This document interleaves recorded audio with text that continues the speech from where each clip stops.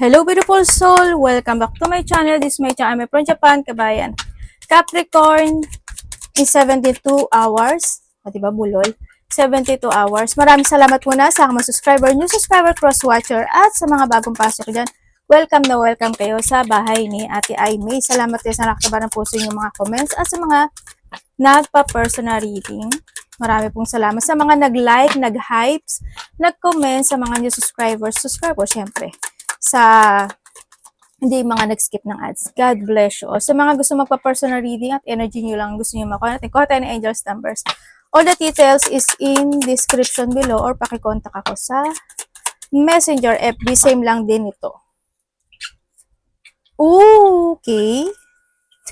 Secret Capricorn. Vice versa. Meron kang 11, 12, 15, 24, 20, Gemini, Pisces, Aries, Leo, and Virgo. Pwedeng nakakonect sila sa'yo or magkakaroon ka ng connection sa kanila, mga ganyan situation, ano? Okay, Capricorn. Andito yung sitwasyon mo na may mga bagay ka doon na iniisip, no? May mga pwedeng nagsastruggle ka doon o kaya may mga bagay ka na iniisip na dinidesire or mga bagay sa iba sa inyo is gusto nyo panindigan or gusto nyo actionan. Nando sa point na yun, no? May mga bagay ka daw na you feeling inspired or handun yung point na may mga bagay ka talaga na iniisip o may mga sitwasyon na nagkakaroon ka ng reflection in life. Handun din yung mood situation, ano, pwedeng minsan okay, minsan hindi, parang sala sa init, sala sa lamig, may mga ganyan situation. Ako na nakikita sa'yo, andun naman din yung lakas ng loob mo pagdating sa mga bagay na gusto mo talagang gawin sa buhay mo, ano. Andun din yung lakas ng loob mo pagdating sa mga tao na mahalaga at mahal mo. Hindi na nakikita ko sa iba sa inyo. Ari ko anak. May mga ibon ba kayo? Okay, nandito yung point na mayroong chismis. Sabay ka. Tapos ikaw pa nakikisaw-saw ka pala dun, ano. Yan, may mga chismis ako na nakita sa'yo. May mga konting problem na pwedeng marireceive mo o kaya naman is may tao na makipag-communicate sa iyo or makipag-communicate sa kanya, magkakapag-communicate ka sa kanya na may konting problema, pwedeng na sa vice versa, no? Ako nakikita, compared sa iba dito is may mga bagay na gustong i-transform or may mga bagay na babaguhin, mga ganyan, o may mga magsisik ka ng yung mga information in life, pwedeng sa relasyon, pwedeng sa sitwasyon mo, pwedeng sa trabaho, yan. Andito na yung point na magkakaroon ng mga debate, no? Siguro makipag-debate ka, makipag-usap ka, because of the hard work or may mga problem situation, pwedeng nando sa point na yun, kung saan aspeto ng buhay mo yan. Basta may mga debate situation, ako nakikita sa iba dito, di sa complicated situation, pwedeng may mga conflict, or may mga complicated situation happen into your life, or kung saan aspeto ng buhay mo yan, andun yung point na yon. May mga pagkabalisa akong nakikita, hindi ko alam why, pero may mga pagkabalisa ako nakikita. Ikaw or someone who's connected sa'yo, medyo may pagkabalisa, or pwede rin na may makapagbibigay sa'yo ng ganong feelings, diba? Or yung makakakaroon ka ng connection sa tao na yon na makipag-communicate sa'yo, na tulad ng sabi ko na medyo balisa siya dahil may pinagdadaanan siya, pwedeng nado sa point na yon. Yon. Andito rin yung point of leadership. Pwedeng iba sa inyo is you are a boss, you are a leader, may mga pinamumunuan kayo, nandito sa point na yun, ano. May tao na magbibigay ng pagmamahal sa'yo or you giving your love sa kanila, at may nakikita rin ako dito na may taong paghanga. Ikaw ang humahanga, siya ang humahanga sa'yo, vice versa, o hinahangaan mo siya. Hindi lang naman kasi yan sa alam mo, kapamilya mo, kapatid mo, di ba, magulang mo, o siya sa'yo, mga ganun sitwasyon. Maring iba rin sa inyo is may mga pagdalo or may mga kakaharapin ka na mataong lugar. Ibig sabihin, baka may mga pupuntahan ka na mataong lugar, o kaya hindi yung pag-uusapan ka sa iba sa inyo, or you're in a place na may mga social media kayo, you are networking, TikTok, Reels, Facebook, ano, may mga social media at networking. Sa iba dito, outdoor to no? Siguro may mga outdoor situation, paglabas, ganyan, or may mga iba sa inyo parang hindi ko alam, maaring sikat kayo, di ba? Or mas maraming makakakilala sa inyo this time. Sa iba sa inyo, baka yung pinagtatrabahoan mo is sikat. O kaya naman is marami kakilala na tao na matataas or mga kilalang tao, di ba? Pwedeng nandun sa point na yon. Sa iba sa inyo is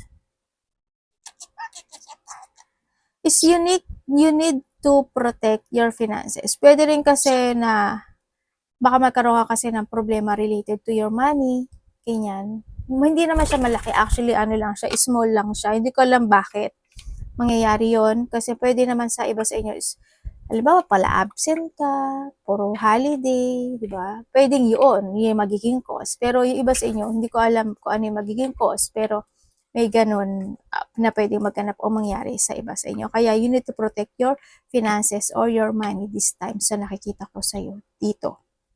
There's a pain o may mga pang-aabuso sa iba sa inyo. Either ikaw aabusuduhin mo yung sarili mo sa work mo, sa sitwasyon, or may tao na aabusuduhin mo or aabusuduhin kanya, vice versa, ha?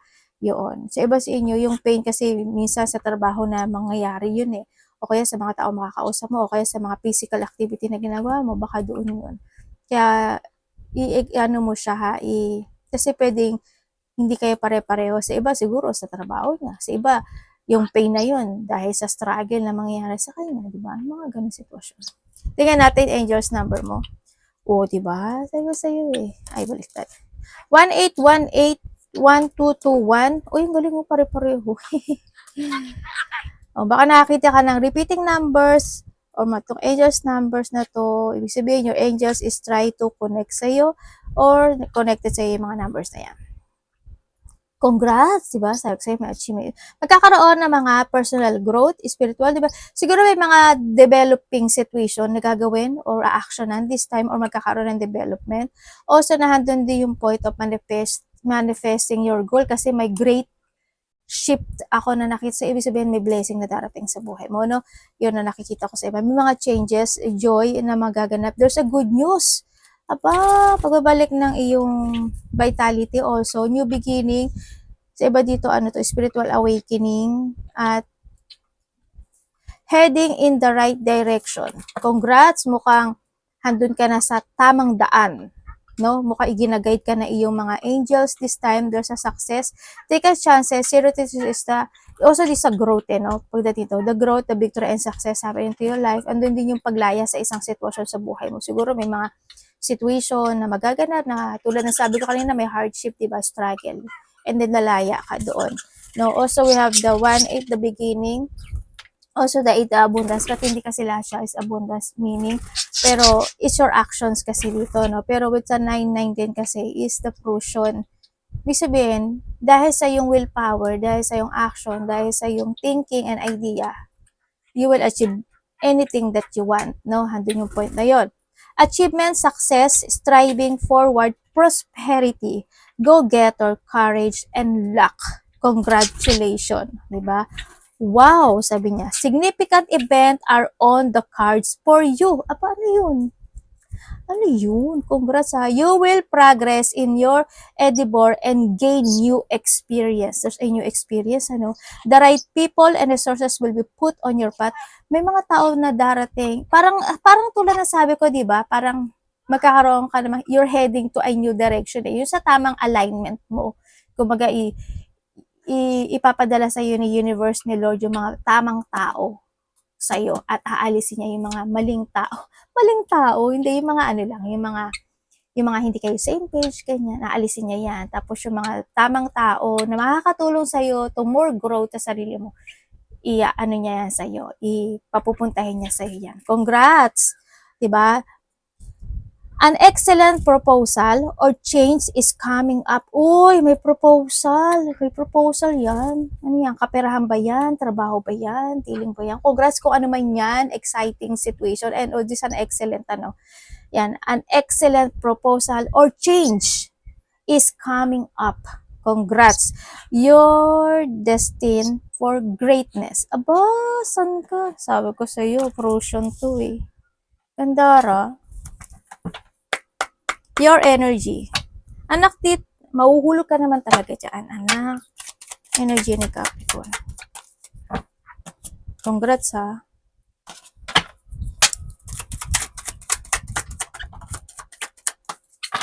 Okay, when it comes sa iyong energy, sa energy mo, ang nakikita ko sa'yo dito is, meron lang kang mararamdaman sometimes, siguro you feeling may mga rejection situation, or mararamdaman mo, makakaramdam ka siguro ng kalungkutan, o kaya naman is may makapagbibigay sa'yo ng lungkot. May mga time daw na mababagot ka, hindi ko alam in what way, may hinihintay ka ba, at bakit nababagot ka, yun. Tapos iba sa inyo, magkakaroon daw kayo ng mga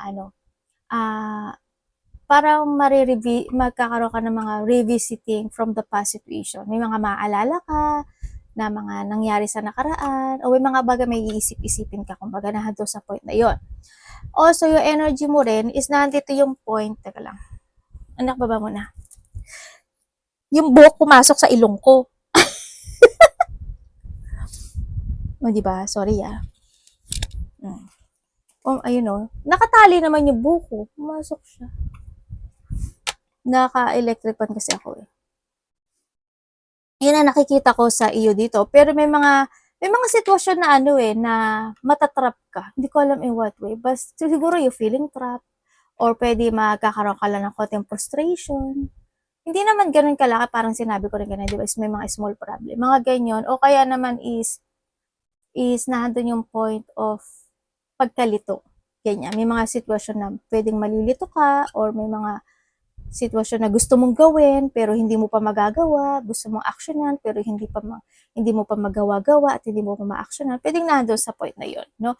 Ako nakikita sa iba, sa inyo. 'Yun ang nakita ko. Sana wala kang sakit, no? Iba sa inyo baka may sakit kayo.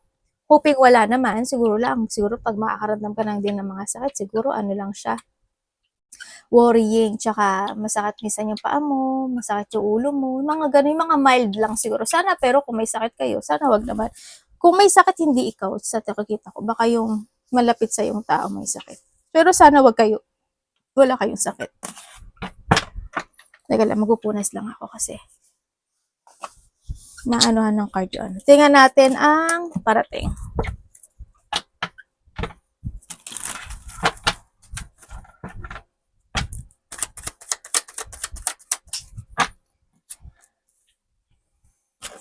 Uy, talaga po, universe.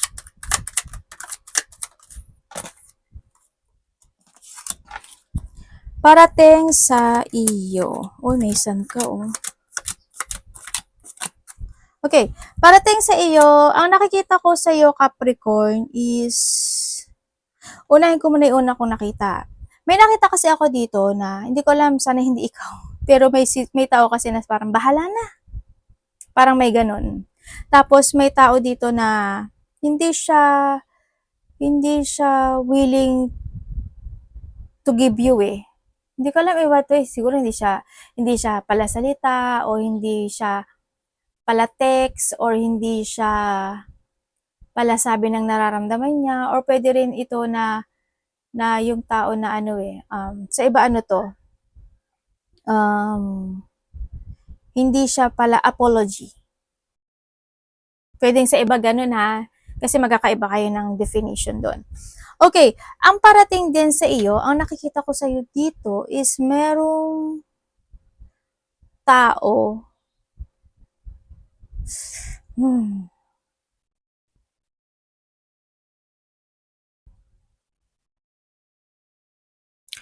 May mga unexpected situation eh. Ang sinasabi dito eh, ibig sabihin, may mga unexpected situation na pwedeng maganap o mangyari sa'yo. Pwede siyang kumonect sa mga papers and documents, o kaya sa isang desisyon mo sa buhay mo. May didesisyonan ka raw sa buhay mo. Unexpectedly. Unexpectedly. Di mga arte talaga ni ate. Mga ganun sitwasyon. Or handun yung point na parang iniisip mo pa lang, gagawin ko ba, hindi ko ba gagawin, or parang binabalanse mo pa lang yung sitwasyon. Halimbawa, ano ba parang pwede kong halimbawa, hindi naman ako talaga mag-holiday, di ba? Pero, biglang kailangan ko mag-holiday. Halimbawa lang, yun na, yung mga unexpected. O halimbawa, hindi ko naman talaga siya bibilin. unexpectedly, bigla ko siyang binili. O kaya parang, bibili ko ba? Hindi ko ba bibili? Bibili ko ba? Hindi ko ba bibili? Yung parang wala pang kasiguraduhan. Parang nandun sa point. Yung iba ganon, no? Example ko lang yon, may mga bagay ka na pinag-iisipan. Kumbaga, no? And then, sa iba sa inyo, may mga excitement situation happen into your life, Capricorn. Ibig sabihin, there's an outgoing situation, tulad ng sabi ko kanina, or may mga sitwasyon na ikaka-excite mo. Sa iba dito, mga new exciting plan in life. Nandun sa point na yun, sa nakikita ko sa'yo dito. Magkakaroon ng mga union. Also, victory and success is happen into your life. Ang nakikita ko sa'yo dito. Magkakaroon din ng mga union situation sa iba. Sa iba dito, mga traveling to. Magiging very adventurous ka ata sa iba sa inyo. Mag-ingat ka rin, sa Capricorn. Baka may mga time na sigmurain ka, manakit yung tiyan mo, manakit yung bandang gitna ng katawan mo, kabagan ka, kung babae ka, menstruation, basta may pananakit ng bandang gitna o tiyan. Ikaw o someone who's connected sa'yo, no? Mag-ingat na lang kayo sa mga iniinom nyo o kinakain nyo, syempre. Magkakaroon mga getting together, or either close relationship, family unity, reunion, may mga surprise parties event. Iba dito coming home to coming home. Pag uwi o pabalik, parang may darating o may pauwi, mga ganyan. Vice versa, mga ganyan, And sa iba is, magkakaroon ka daw ng disappointment. Pero after yung disappointment kasi, parang kaya mo naman siyang solusyonan dito sa sitwasyon. Pero dito magkakaroon ka daw ng disappointment sa isang taong ahead sa'yo. Pwedeng mas matagal siya sa trabaho, pwedeng boss mo siya, pwedeng magulang mo siya, pwedeng asawa mo siya, pwedeng basta ahead siya sa'yo. Yun ang nakikita ko. Or siya ito sa'yo vice versa. Nandito rin yung happiness, recovery, o may mga bagay na need to recovery or i-recover, or nandito rin yung point of abundance is coming. Yun. Alam mo, kailangan mo daw ng self-care. Parang sinasabi dito na iba, kailangan nyo ata na mag-exercise, o need mo ng self-care, at kailangan ata na kahit mag-walk-walk, mga ganyan. Sa iba sa inyo. May mga union nga. There's an offering ako na nakikita, no? Ibig sabihin, may taong kakilala ka na may i-offer siya sa'yo, or ikaw may mag-offer ka sa kanya. May offering ako na nakikita. Or may tao na may hihingi ng something, or magbibigay ng something sa'yo, nahulog yung card mo. Ayan, ate. Alam mo, may hihilingin ka sa kanya. Diba? O may marireceive ka sa kanya. O kaya ikaw ito sa kanya. Vice versa. Dapat mo iwasan, Capricorn. Pero may wish come true ka doon na makakamit. O congrats Kung ano mang wish come true yan, dapat iwasan.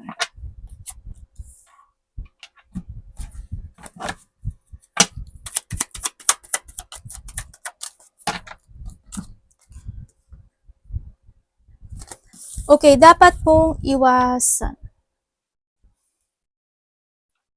Siyempre, iwasan mo yung hindi mo pag-isipang maigi. Yung mga desisyon mo, actions mo, sasabihin mo, paplanuhin mo, at imumove mo.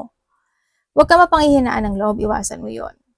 Iwasan mo din yung mga pwedeng ikalungkot mo. Iwasan mo na yung mga bagay na hindi mo ibigay yung effort and hard work mo. No? Sa pera man yan, sa trabaho man yan, sa sarili mo man yan. Physically, emotionally, spiritually. Iwasan mo yung magkaroon ka ng self-doubt sa sarili mo, isa yon, no? Yan. And then also, yung magkaroon ka ng mga pagpapaliban, kung pwede naman, why not hindi na ngayon? Bakit nagpapabukas pa? Iwasan mo yung mga tao na pwede kang insultuhin, pwedeng ma-paranoid, or ikaw ito, paniwalain ka niya sa mali, or paniwalain ka niya magmarunungan, magmatali-matalinuhan, or ikaw ito, iwasan mo yon. Or being a rude, ganyan, iwasan mo. Or yung mga taong ganun, or yung mga taong ima-mind games kanila, yung paglalaroan nila, ikaw, o ikaw ito, medyo iwas ka na lang din, mga taong sinungaling, mga taong, may mga conflict, iwas ka niya, basta sa mga struggle situation, kasi kung isa-isa yung ang dami na nun. para mas maintindihan nyo lang no? Basta, the things is struggle, o yung mga pwedeng ika-struggle mo. Yan, yung mga pwedeng, basta wag kang agad magtitiwala rin, ano? So, syempre, kung ikaw ito, wag kang magsisinungaling. Diba? Kumbaga, handun din yung point na you need to escape sa isang sitwasyon na you think it's not working to you anymore. Kung kinakailangan, why not? Diba? You need to getting away with something and you need to start fresh. Yun. Kung may mga bagay na kailangang linisin, ayusin, asikasuhin, gawin. Planuhin, gawin. Andun yung point na yun, ano? Yan. Basta wag kang matatakot for a change. Kasi andito yung point na ininia-align ka na niya, no? Andito na yung mga great shift to na mangyayari sa'yo. Tsaka, syempre, yung ulitin yung mga nangyari sa nakaraan. Yung paulit-ulit na ganun. Learning lesson din, no? Tingnan natin ang love. Iba dito, LDR, eh. Kapatid, anak, magulang, karelasyon, kaibigan, pamilya. Anak, subo ka na, subo. Eh, ayaw na nga niya kumain. Oh, kumain na yan sa lamba. Yung anak ko, subo siya ng subo sa kapatid niya. Ay, devil. Your love.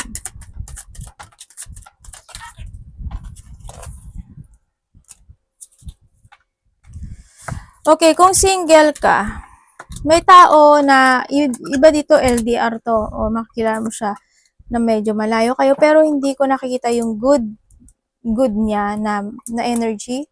Dito kasi medyo may unfinished business to. Baka mapasok ka lang sa sa pain at the end. Yan, sa'yo naman yan. You need to see the fact of the situation bago ka pumasok sa isang relasyon, ha? Well, sa'yo yan. Ikaw naman masasaktan. Joke. Ikaw naman masasaktan. Basta sa'yo pa rin yan. Basta kayo naman na mag-handle niyan. Okay, kung kayo naman is nagkahiwalay, yes, nagkaroon ng hiwalayan na kasi andun na yung dishonest eh. Andun na yung pag-aaway, conflict. No? Andun na yung point of negativity when it comes in disconnection. Nag-away na, nag-separate na. Diba? Eh, binigay mo naman yung full of support mo or vice versa tayo. Yun nakita ko dito. Pero kung titingnan ko dito, siguro may nalaman ka rin katotohanan when it comes in disconnection or siya ito sa'yo. Andun na yung pag-alis or pagka-cut in disconnection sa nakikita ko sa'yo dito. Andun talaga yung movement. But still, andun you put effort o nagput ng effort talaga yung isa sa inyo pagdating sa connection. Pero alam mo, kahit na nagkahiwalay kayo nito, andun pa rin yung reminiscing na namimiss ka niya or nahandun yung point na naiisip ka pa rin niya o pumapasok ka sa kanyang isipan. Para kasi sa kanya unfinished ito. Yun na nakita ko. Hindi rin siya makapaniwala na nangyari yun. Nagkahiwalay kami. Bakit? Parang nahando siya sa point na hindi siya makapaniwala. Pero nagsistruggle siya. Gusto niya magkaroon ng resetting. Pero nagsistruggle siya. Nagsistruggle siya this time. Yun na nakikita ko. Kung kayo naman is may third party relationship, well, alam ko naman na alam niyo yun, no? Yun nga lang siguro, hindi lang din kayo makapag-action. Kaya, nagkakaroon lang ng mga delay situation when it comes in this connection. Diba, when it comes to delay, siguro kasi gusto mong hiwalayan pero hindi mo kaya, di ba? May mga ganun sitwasyon. Pero meron ka pa mga madidiscover pagdating sa connection nito. Yun na nakita ko. Pero yung iba sa inyo, alam niyo. Alam niyo na daw kung ano. Well, nasa inyo na yung desisyon na to. Kumbaga, binibigay na rin naman sa'yo yung, kasi andito na yung alignment eh, no? Pero isa sa'yo pa rin yan. Yung desisyon na to. Kung kayo naman is walang third-party relationship, sa connection na ito, may konting delay lang. Hindi ko alam in what way pero sa part niya o sa part mo, may mga madi-delay lang. May mga sitwasyon lang na hindi magiging maganda yung bunga. Or pwedeng may imbalance kasi ito. Hindi ko alam in what way Pero sana siguro sa iba, medyo struggle or complicated situation, may mga ganun lang na mangyayari sa connection. Pero still, magkakaroon naman ng resetting or maaayos din naman at the end, yung situation. Siguro may mga bagay lang na kailangan i-develop this time, pero you will achieve pa rin naman kahit pa paano na magiging okay at stable yung connection na to. May mga bagay lang na dapat daw itama, parang something ganun. Pero andito kasi Wheel of Fortune, ibig sabihin, maganda pa rin yung magiging resulta. Yun, pwedeng may mga bagay na kailangang ayusin dito, sa part mo o sa part niya, or in this connection, mga ganong sitwasyon. May mga dapat na itama or i-correct or i-filter. Ganyan. Money.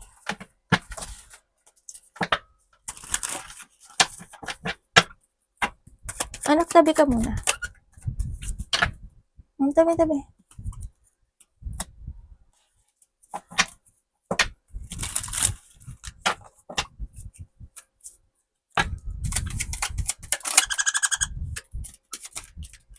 Diba siya pa yung galit, no? Okay, pagdating sa iyong money.